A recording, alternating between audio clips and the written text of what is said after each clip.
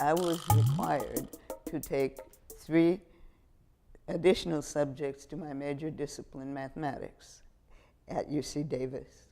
And I fulfilled the language requirement. I fulfilled the American history, but the art you actually had to take a class in.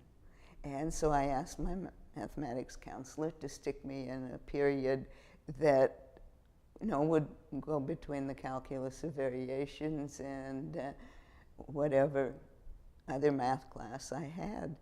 And it happened to be a class taught by William T. Wiley. He motorcycled in from Mill Valley, and he had those little computer cards that they give you in the 1960s with the holes in it, and it had your name and your, whatever. And most instructors would bring those to the forefront and read off, and you would answer, like if they said Miss Gagaris, then I would answer present. And he didn't do that.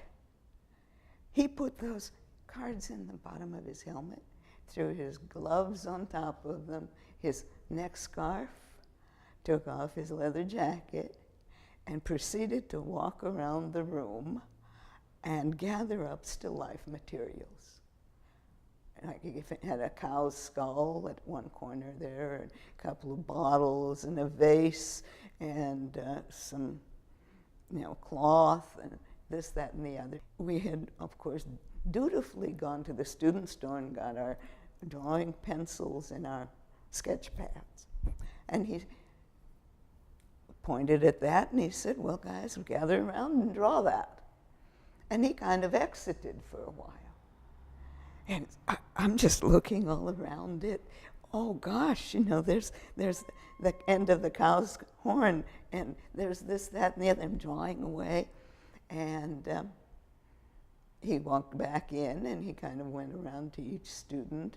And by the way, the class size had dwindled substantially because those of us who weren't required to take said class had promptly exited because we had expected an instructor, or they had expected an instructor who would tell them, well, you will be doing an example of pointillist art, you will be doing an abstract, you will be doing a realistic drawing of a drape, and you will be graded on, accuracy and or inventiveness or whatever.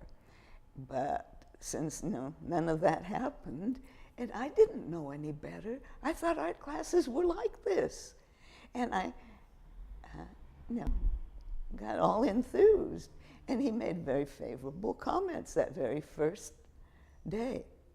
And as the time progressed, I was more and more involved, and Wiley was a very patient and instructive person.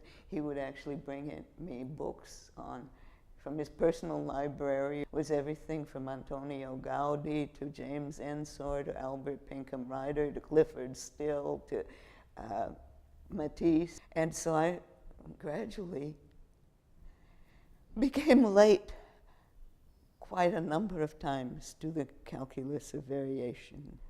I don't think I would have been a very superior mathematician, but so it just caused me to go change my major. And I took every course I could because I had to make up all these units.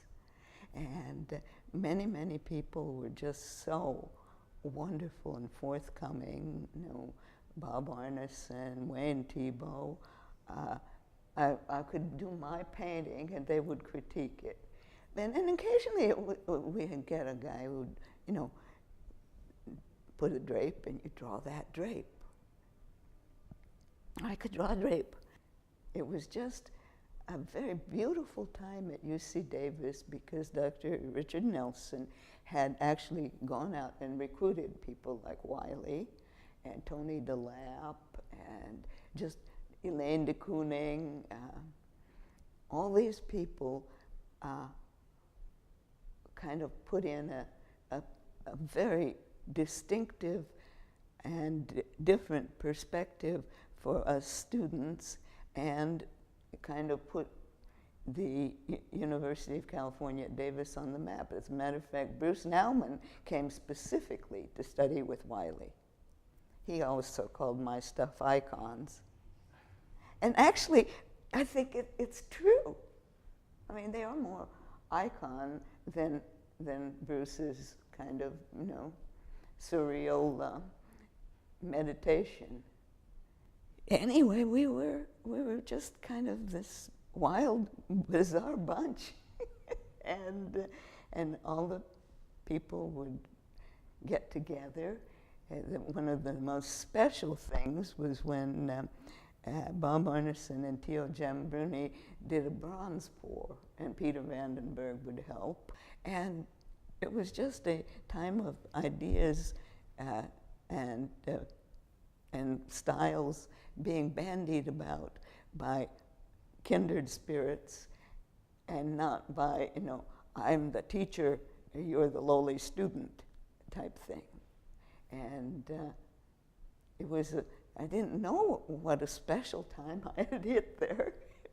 No, I was just accepting this as that's how art departments are.